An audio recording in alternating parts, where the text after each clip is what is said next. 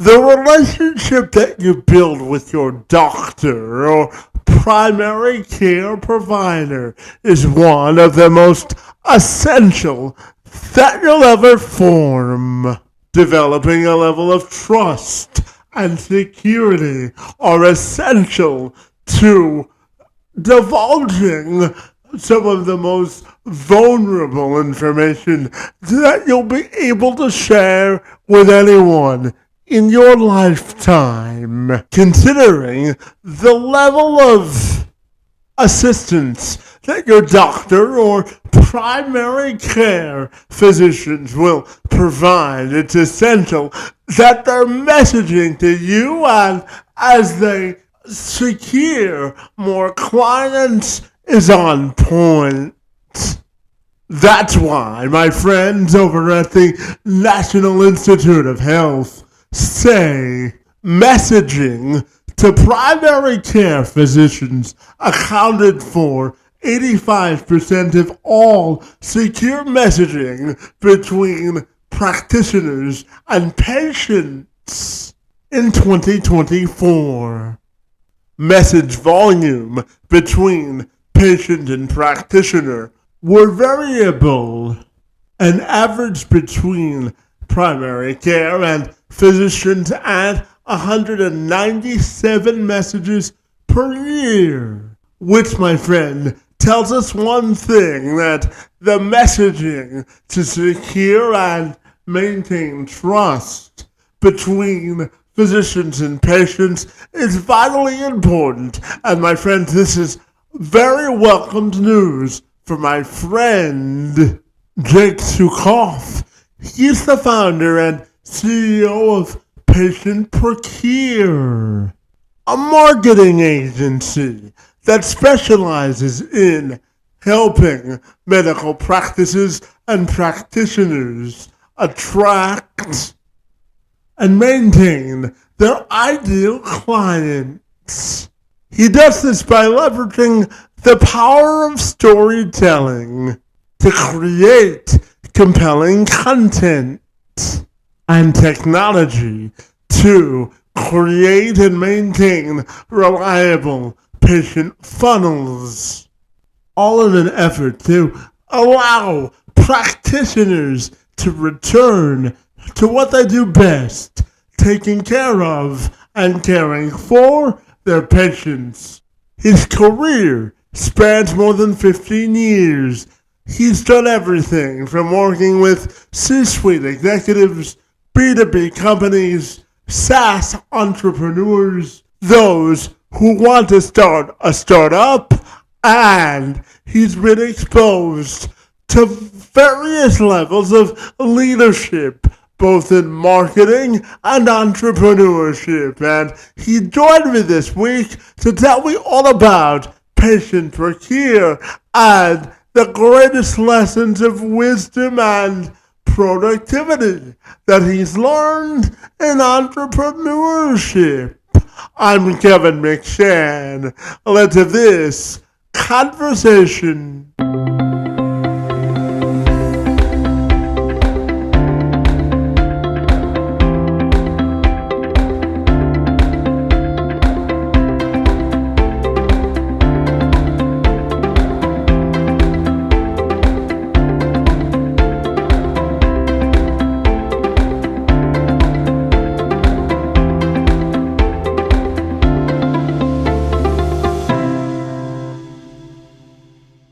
Jake, if you're ready, my friend, I'll take a moment to welcome you to the program. And I'm super excited to talk to you about your life in marketing, entrepreneurship, and patient healthcare, my friend. Great to see you this afternoon. And thanks so very much for being here.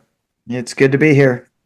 Absolutely, my friend. Now, I know you're the founder and CEO of a company called Patient Procure, my friend, which is a marketing agency where you help medical practices attract their ideal patients, my friend. So I'm wondering if we can start our conversation by you telling me about your business, my friend, and what makes it so fabulous. Yeah, thanks for that intro, Kevin. I fell into this business kind of by accident. My early career was in finance, and I did that for a few years. I really did not like it. Wasn't for me. I have a great deal of respect for the people that do that, but just wasn't for me. I started working for an incubator program for WeWork where I managed about 70 or so early stage companies, and I was kind of the everything person. I organized content and programming events. I found um, incubators and investors to come in and meet with my portfolio companies to try to get them into these accelerators and incubators and secure investment. And I was kind of a head of platform, just connecting the dots between them and people who could help their businesses. And I ended up joining one of these portfolio companies, which had a marketing technology combined with an agency. And the rest is history. I launched this new venture in September, and it's been really incredible helping physicians who have such important jobs get in touch with the patients who absolutely need their care.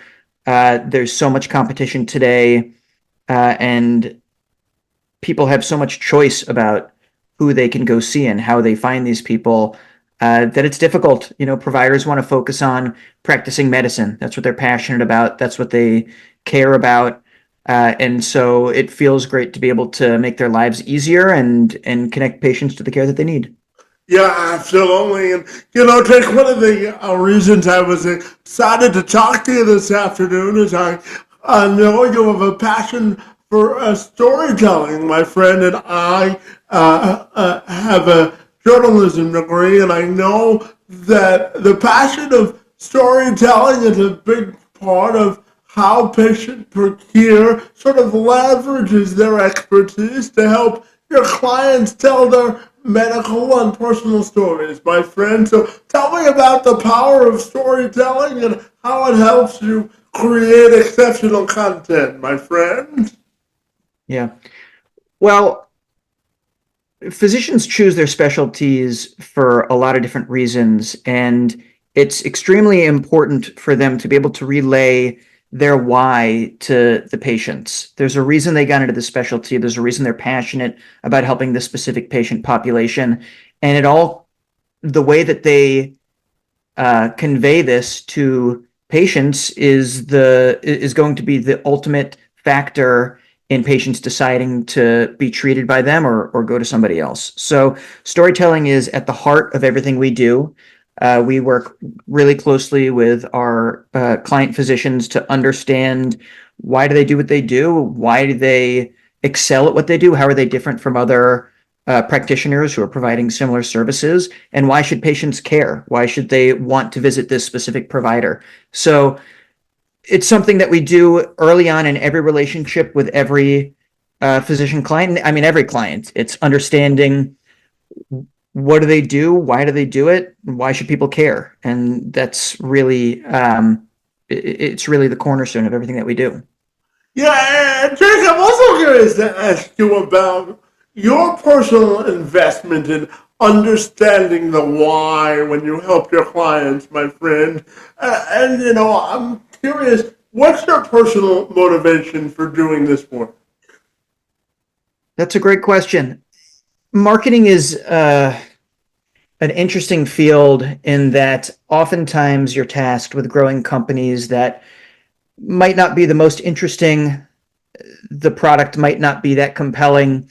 And sometimes it can raise some conflicting feelings. I've spent a lot of time with direct to consumer businesses and have often felt conflicted by, I don't want to say coercing, but using marketing strategies to help the end customer make purchase decisions to buy something that they, quite frankly, might not need. When you're working with a luxury clothing company or jewelry or any direct consumer good that is not a necessity of life, it's hard to not sometimes feel like your motivations may not be the most pure, to put it candidly. It's hard to get around that feeling. And working with healthcare providers, at least I feel extremely good about helping them get in touch with patients who need the service. In many cases, it's not just something that is nice to do. In most cases, it's a quality of life improvement that significantly makes their lives better. And so that's why ultimately I chose to focus on healthcare. It really means a lot to me to be able to contribute to the overall health of people. Yeah, absolutely. And Jake, I'm also fascinated to ask you, when you talk to medical practices and physicians about telling their story and how it relates to the current landscape of today's medical field, and what you understand the why. Tell me about the process of telling a compelling story, because each medical practice is different. So, what are people telling you on the front lines they're concerned about in healthcare, and how do you help them market that, my friend? It's a really great question. As I mentioned before, physicians really want to be empowered to do their jobs and treat their patients and focus on that and nothing else. And I think the concerns come from all of these ancillary things that they need to handle about, working with insurance and making sure they have the right technologies and making sure they're staffed up appropriately, that their employees are executing on their responsibilities so that patients are seen, they're seen timely, they're followed up with. The concerns tend to be around that blocking and tackling and the logistics around just ensuring that they are able to provide the best possible service and care for their patients. I try to focus mostly on removing as much burden from my clients as possible. And just looking at that from a marketing lens, they have all of the information that they need in their heads about how to market themselves. They just need somebody like me to help synthesize that into individual pieces of content and then worry about the distribution. And so one of the big things that I focus on is how can we work with our clients to batch content creation at scale so that they don't have to take a huge amount of their time every day to create all sorts of content or raw pieces of content that we can repurpose into lots of different formats and to distribute on lots of different channels, and take that off of their plate completely so that all they have to do is show up. They either just speak off the cuff and I record it, or we'll set up a time and we'll do recordings of them to capture as much of this as possible. And then I take it from there. And that's, one small burden that I can take off their plate. Yeah, absolutely. And Jake, I'm also curious to ask you about, how do you simplify medical jargon, depending on the practice, and people's attention spans are short today. So how do you simplify medical jargon to make it more appealing, my friend? What are your thoughts there? It's a really, really great question. As you can imagine, most people don't have the patience to sit through and read a scholarly article about the medical challenges that they're dealing with. Many are interested in that, and I think it's about giving them the choice and the opportunity to engage with content from a lot of different angles. You want to have long-form content that gets deep into the weeds for people who want to experience that, and you also want to have something that's short and accessible for folks who are either just getting introduced to this area of medicine or are browsing their Instagram feed and want to read something quick that's actionable. And we do everything. I think that most of the content that we create, we want to be really engaging and offer tips and ways for patients to improve their lives. And that's really the main area that we focus on for, when we're posting the short form videos or carousel posts onto Instagram. That's the main focus there.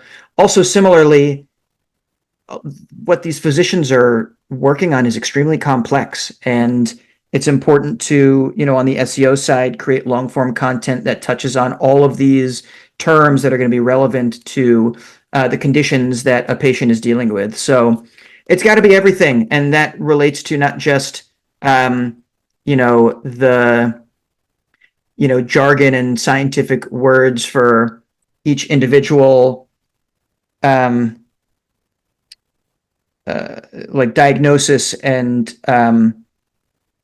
whatever the challenge somebody is dealing with. Also, varying it, the length of the messaging and the medium for the messaging to make it more interesting for patients as well. Yeah, and Jake, I'm also curious to ask you about, messaging with empathy. And what I mean by that is, do you find if you lean into empathy and really meet people where they are from a healthcare perspective, you help your clients secure more revenue because they're coming from a place of understanding? What are your thoughts there? It's another really great question. Everything has to be empathy forward. Take for example, I'm working with a pain management physician.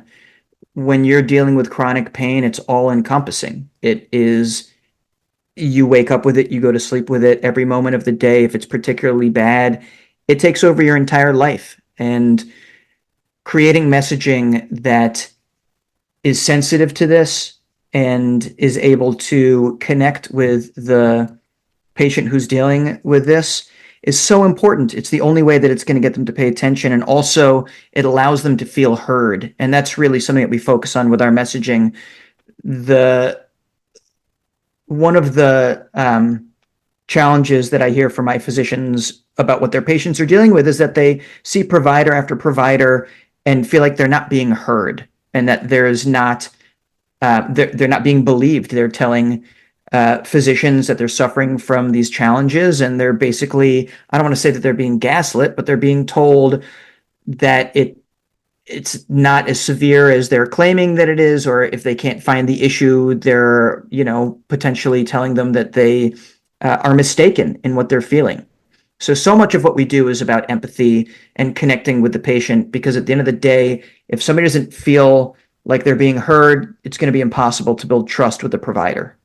Yeah, absolutely. And Jake, I know that your career has spent over 15 years, my friend, and you've done everything from launching products across various markets for B2B and SaaS enterprises and healthcare startups and all the rest of it, my friend. So I'm curious to ask you about, what you've learned most in business, and what's the most valuable lesson that you've learned in terms of capturing an audience, my friend?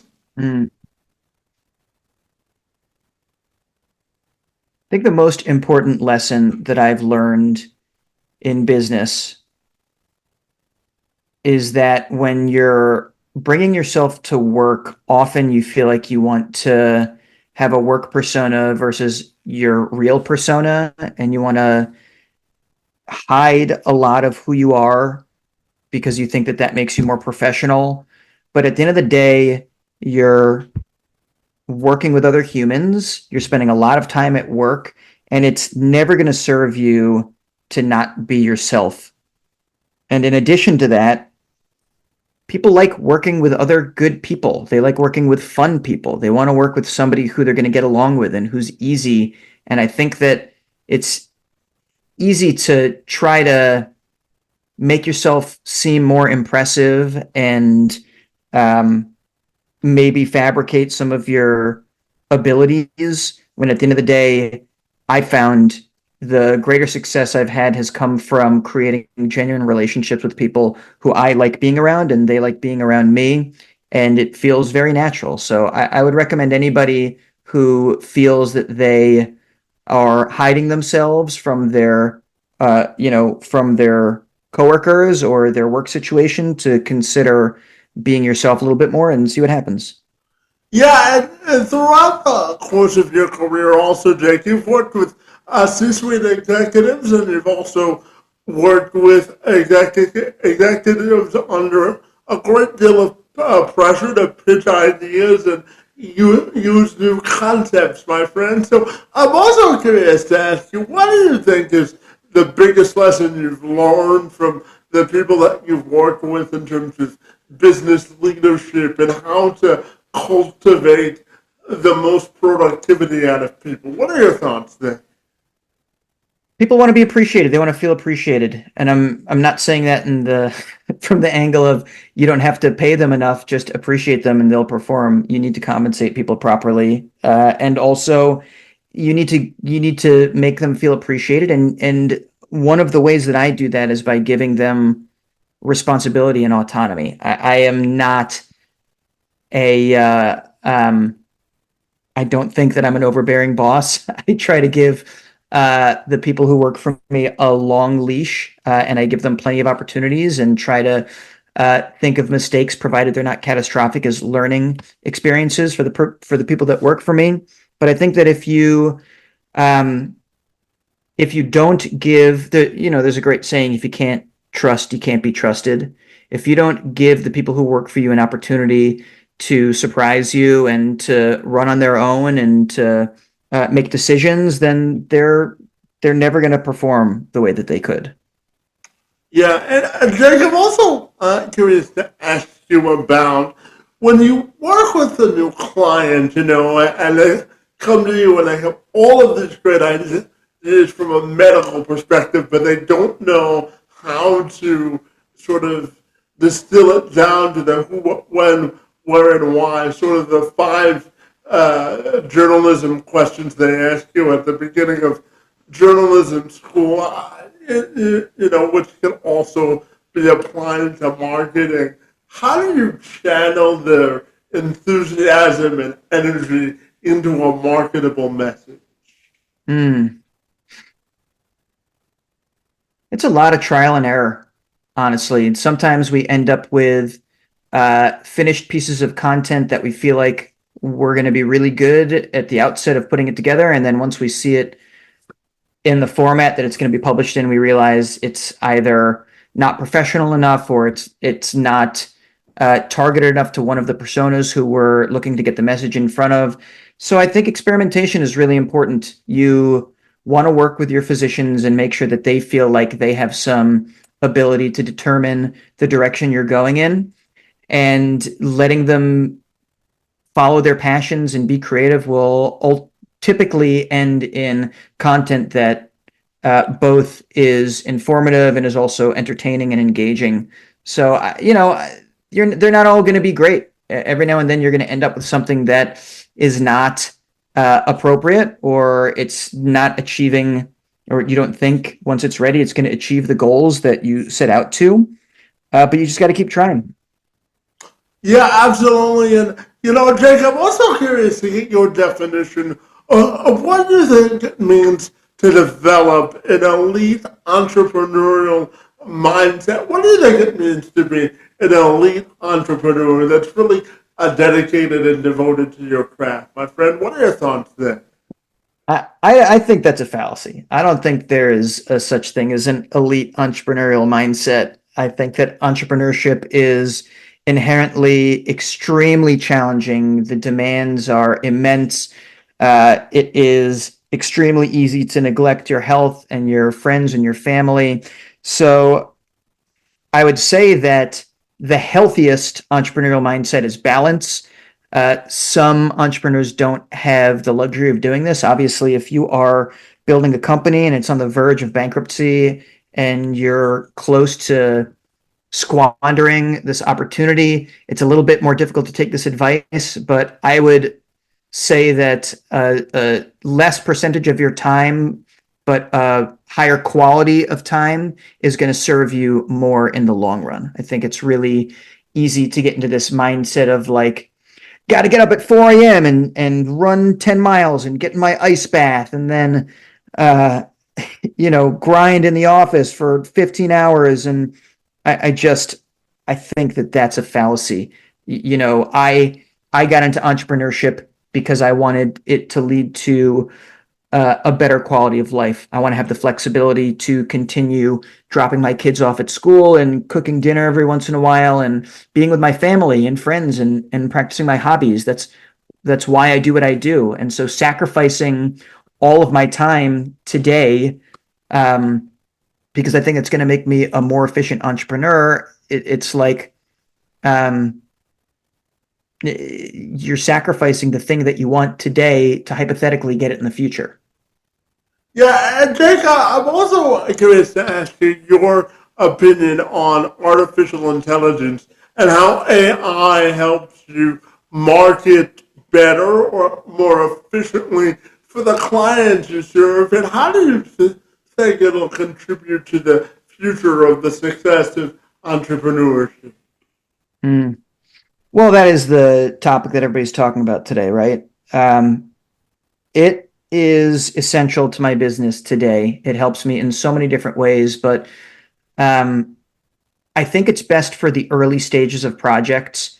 It is really great for, blank page syndrome when you're sitting there and you're not sure what to do. Having this unbelievable piece of technology that you can just talk to. I highly encourage people, if you haven't, rather than typing your chats into your phone or your computer, use the audio function where you just record yourself speaking and you end up getting a lot more context for the things that you're asking. But putting together outlines and briefs, putting together contracts and proposals, job descriptions,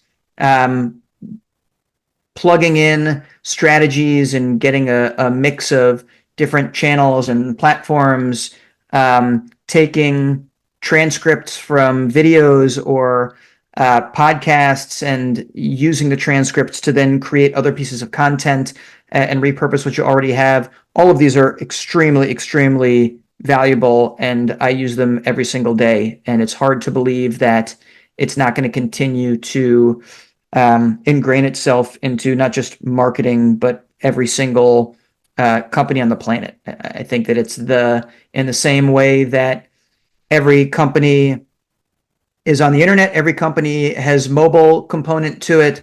Every company will have some kind of LLM component to it in the very, very short future. Yeah, absolutely. And Jessica, I want to ask you about the idea of social capital. And what I mean by that is, I know in marketing and building any type of business, it's important to engage your audience or community while you're creating sort of your content, your culture, and what I call your content culture when you market something. So I'm wondering your thoughts on how you view the idea or the importance of, creating community, engaging them, and having a social component to your culture. What are your thoughts there? Yeah, I think that every company on the planet today needs to have some kind of media component. It's just part of life. It's so easy to publish content that everybody expects it. It's kind of table stakes.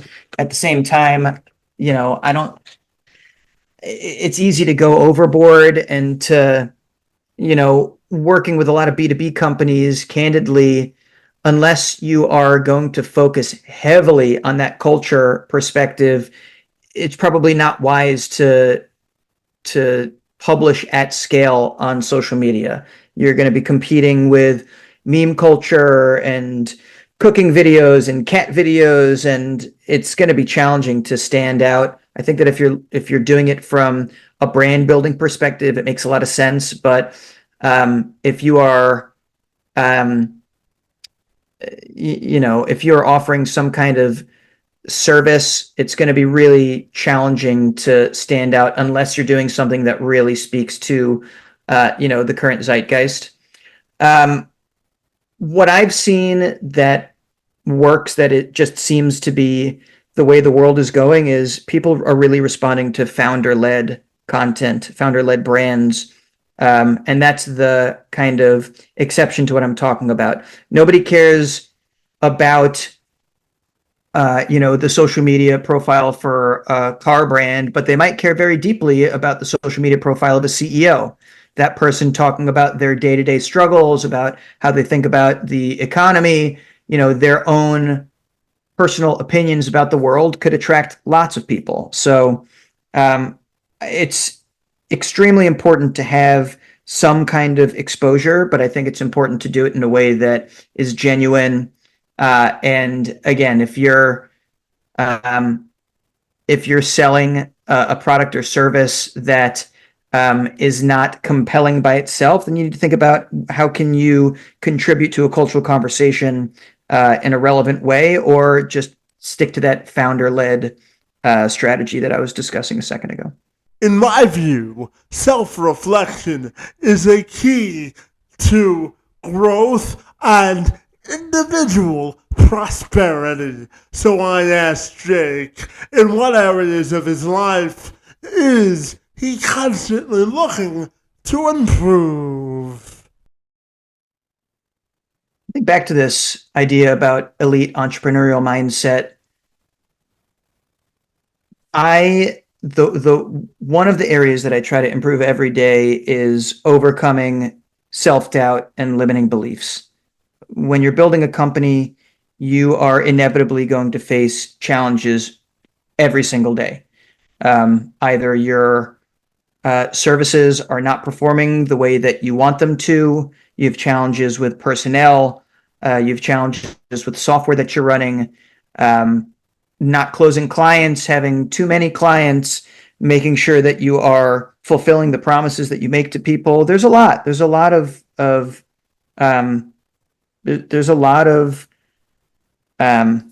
challenges that you'll deal with on a day-to-day basis. So being able to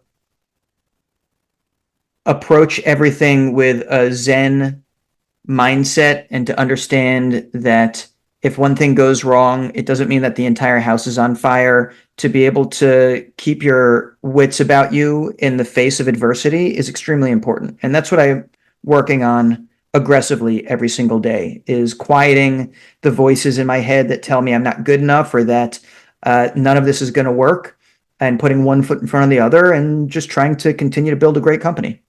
Yeah, and Jake, I'm curious to ask you about sort of you forecasting the future of the patient procurement industry, my friend. Fred, what do you think the industry is going, good, bad, or indifferent, my friend? And if I asked you to sort of evaluate the health of the industry, what would you tell me, my friend?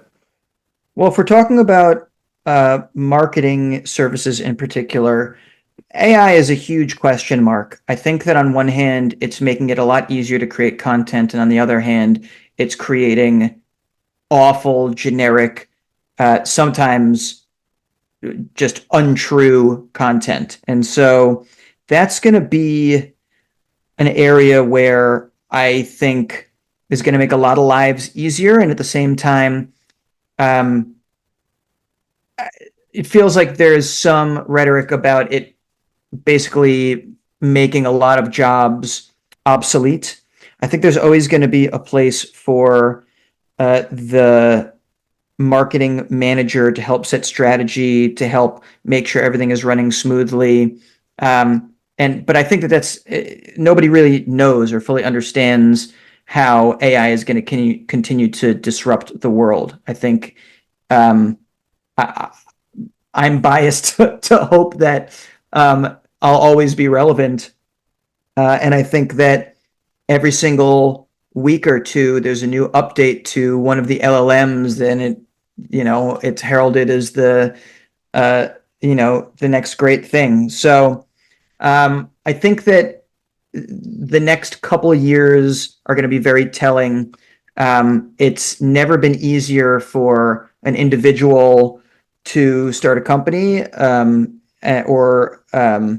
it's never been easier for an individual at a startup to use LLMs and agents to take the place of entry-level employees. So, that's something I'm focused on a bunch.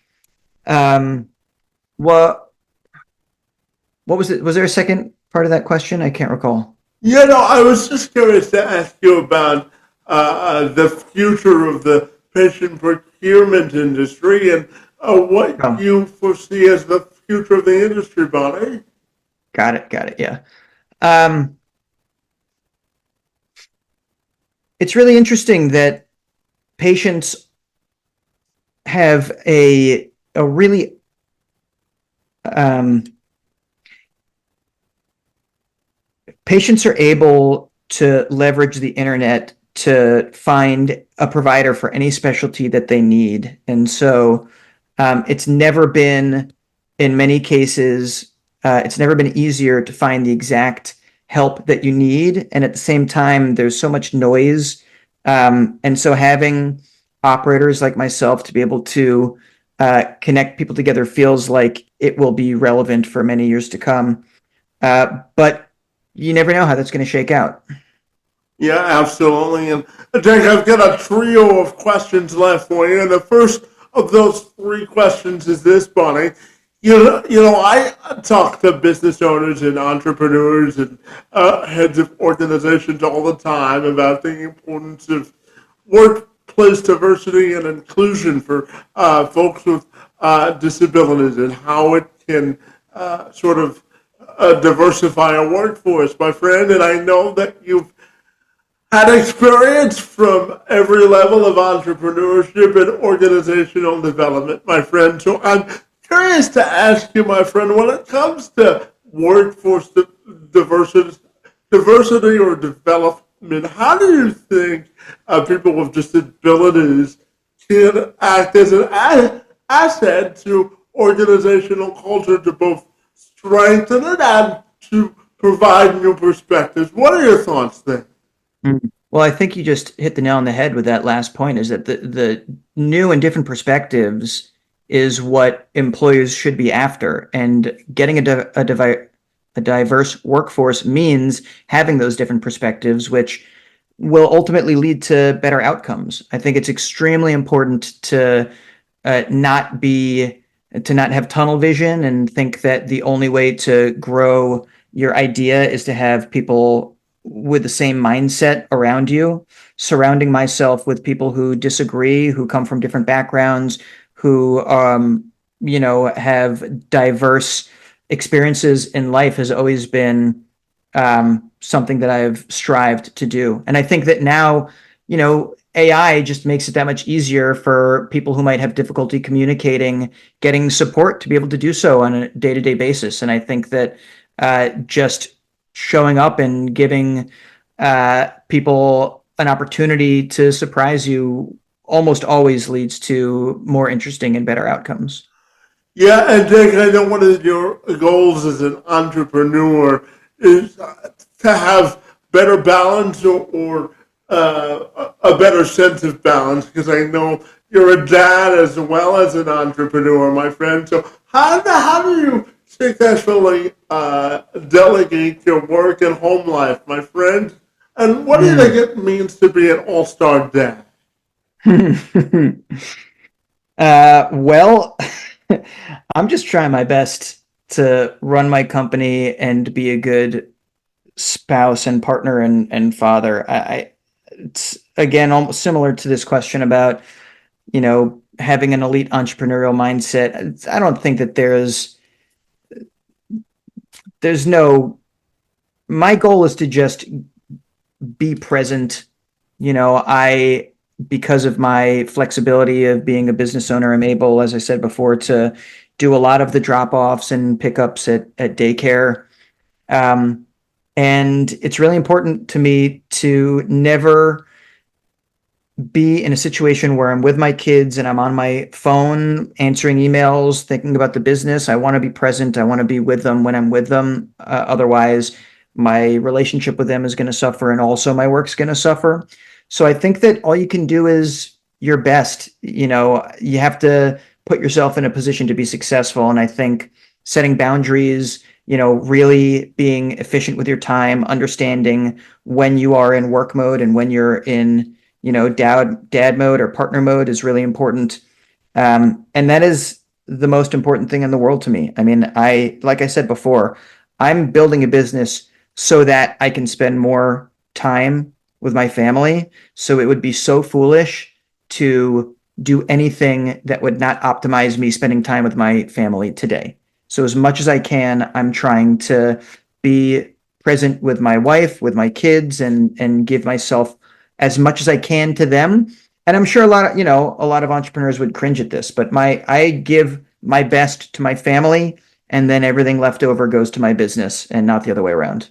Yeah, absolutely. It's important to have priorities and perspective, my friend. But I'm going to end on this two-part question, my friend. I know that you live by the creed doing well, by doing good, my friend. And I'm curious what that phrase means to you. And when you look at your life and professional legacy, my friend, how do you think you want that to be defined?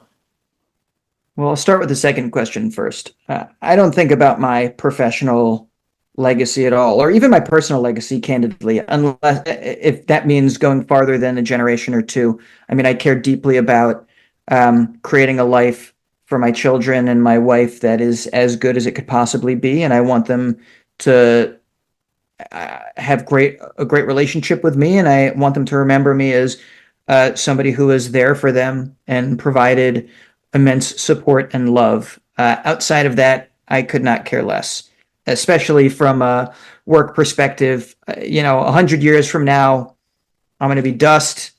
Most people will forget who I am. I want to put a positive impact into the world today, but I'm not so focused on being remembered as a titan of industry. I just want to make people's lives better, and I want to create a great life for my family. The first question was doing well by doing good.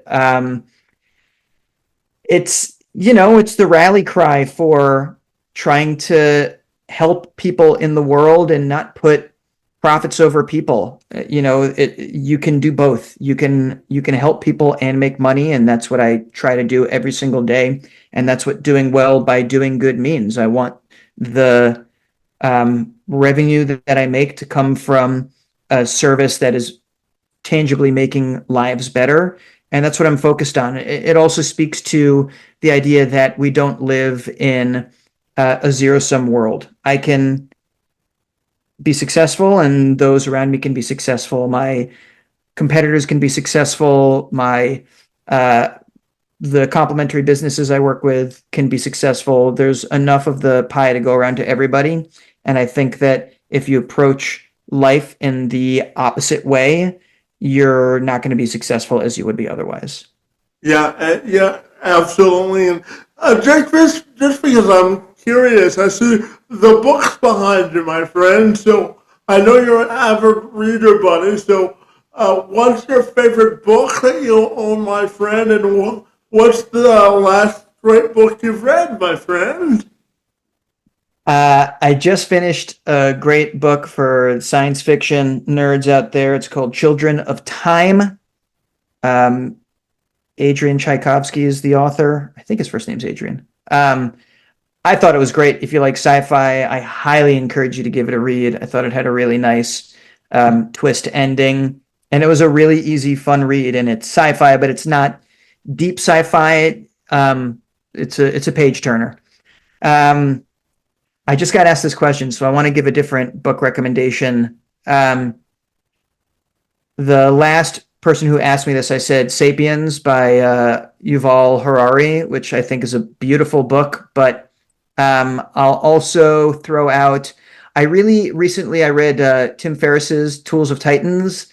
I really like Tim. I think that obviously he's a prolific creator, but I really enjoyed that.